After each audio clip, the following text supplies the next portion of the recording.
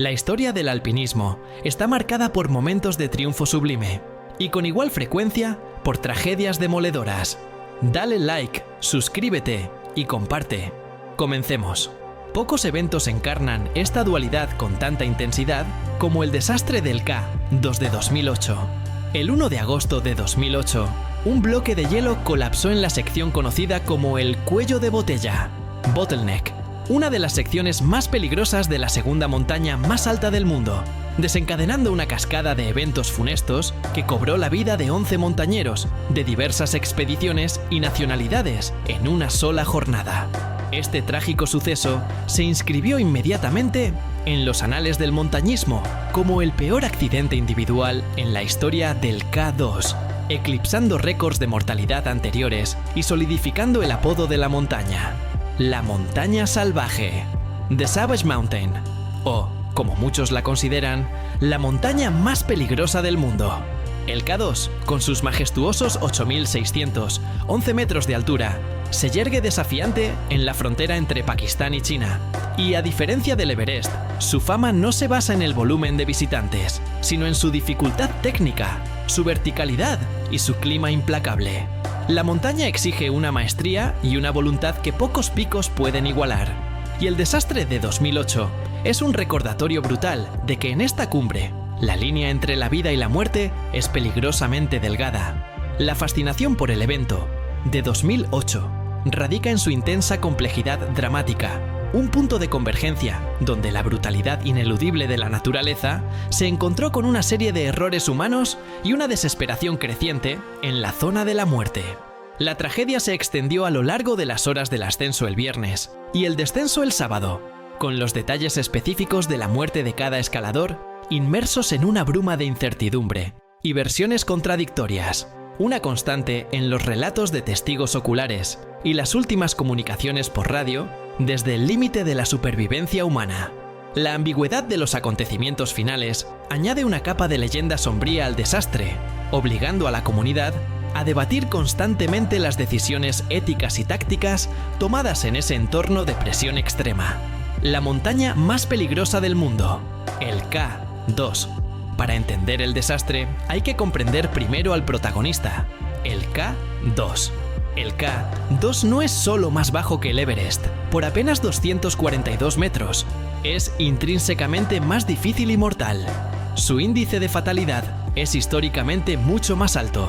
Por cada 4 escaladores que alcanzan su cumbre, uno muere en el intento. Una proporción que subraya la etiqueta de montaña más peligrosa del mundo. El K2 presenta desafíos únicos que contribuyeron al desastre de 2008. Verticalidad y exposición. A diferencia del Everest, las rutas del K2 son casi uniformemente verticales y muy expuestas, sin las amplias mesetas o zonas de refugio. Esto significa que los escaladores están constantemente expuestos al viento, el frío y, crucialmente, a las caídas de hielo y roca. El cuello de botella, The Bottleneck. Este es el punto neurálgico y mortal de la ruta de ascenso. Una estrecha canaleta de hielo y nieve a unos 8.200 metros de altitud, que se encuentra inmediatamente debajo de una pared de séracs, bloques gigantes de hielo colgantes. Es un embudo natural por el que todo el tráfico de la cumbre debe pasar. Su pendiente supera los 50 grados en algunos puntos y la amenaza constante de la caída de hielo desde los séracs superiores lo convierte en una ruleta rusa. El riesgo inherente del cuello de botella es que el sérac superior, un gigante de hielo inestable, está permanentemente por encima, esperando las condiciones adecuadas para el colapso. Clima impredecible. El K2 es famoso por sus cambios meteorológicos repentinos y violentos, que pueden convertir un día claro en una tormenta cegadora en cuestión de minutos, dificultando las operaciones de fijación de cuerdas y el descenso. Los escaladores ese día confiaron en una ventana de buen tiempo que se cerró brutalmente. El telón de fondo, la conducta de riesgo de 2008. El desastre de 2008 fue el resultado de una acumulación de factores humanos y naturales. El contexto de la tragedia se asentó en una serie de decisiones cuestionables y errores en la conducta de riesgo por parte de las expediciones internacionales presentes ese año. Concentración y congestión. Múltiples expediciones de diversas nacionalidades. Francia, Irlanda. Corea del Sur, Nepal, Noruega, Pakistán y Serbia convergieron en el K2 con el mismo objetivo. La congestión en la ruta, especialmente en el cuello de botella, fue un factor determinante. Un gran número de escaladores esperando en un punto tan peligroso aumentaba la exposición al riesgo. La presencia de unas 25 personas cerca de la cumbre ese día saturó el punto más angosto y letal de la montaña. Fallo en la fijación de cuerdas. El principal error humano reportado fue la tardanza y la mala coordinación en la fijación de las cuerdas de seguridad. Las cuerdas fijas son el salvavidas para el ascenso y, crucialmente, para el descenso rápido y seguro.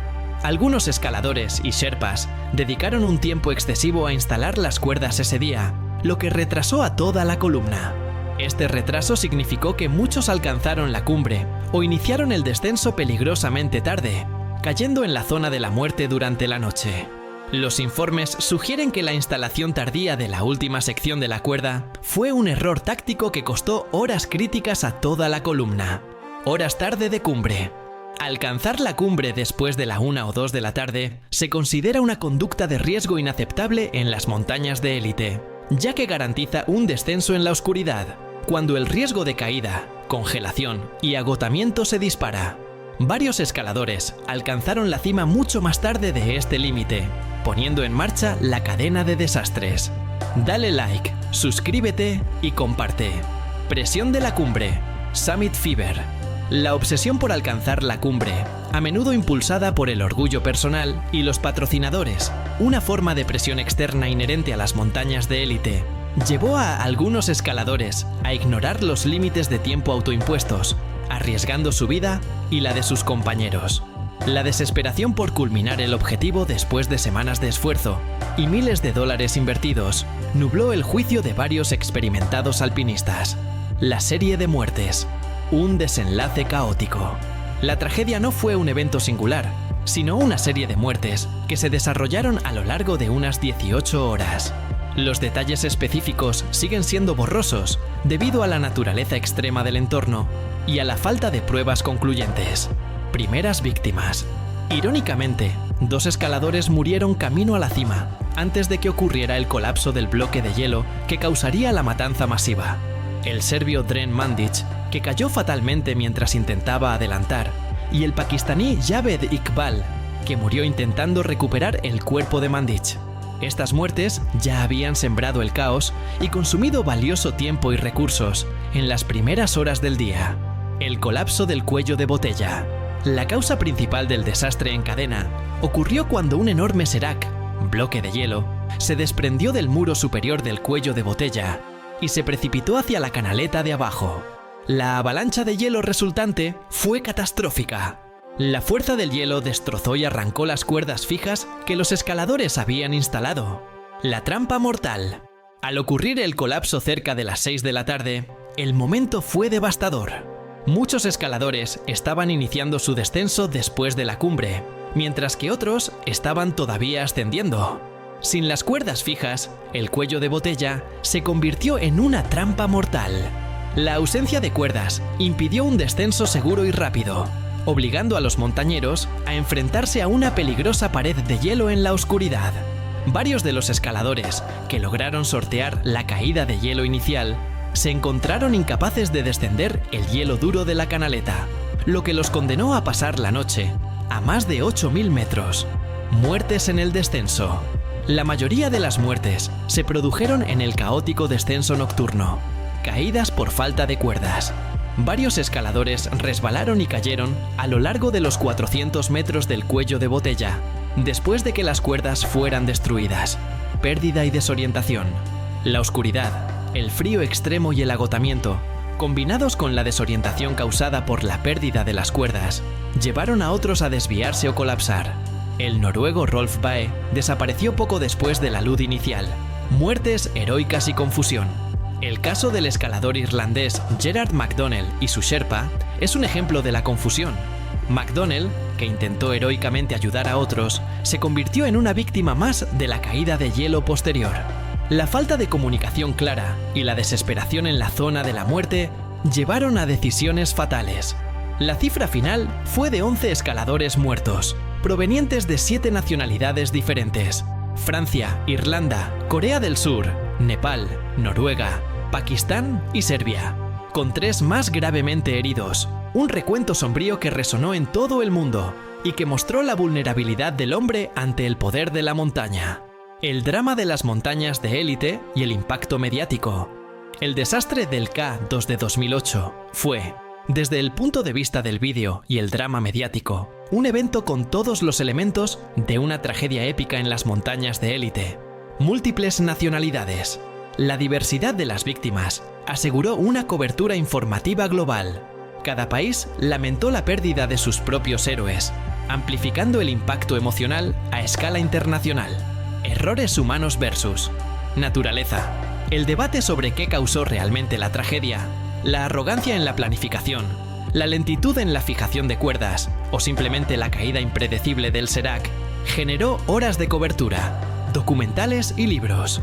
La narrativa del error humano siempre es atractiva, porque da la falsa sensación de que la tragedia podría haberse evitado. El elemento de misterio. Las versiones contradictorias de los supervivientes y las últimas comunicaciones de radio de los que murieron crearon un drama de misterio sobre los últimos momentos de los 11. El público se preguntaba: ¿quién ayudó a quién? ¿Quién abandonó a quién? Este tipo de preguntas son el núcleo del interés en las narrativas de supervivencia extrema. El desastre de 2008 dejó un legado duradero. Subrayó que, a pesar de los avances en el equipo y la previsión meteorológica, el K2 sigue siendo el juez supremo.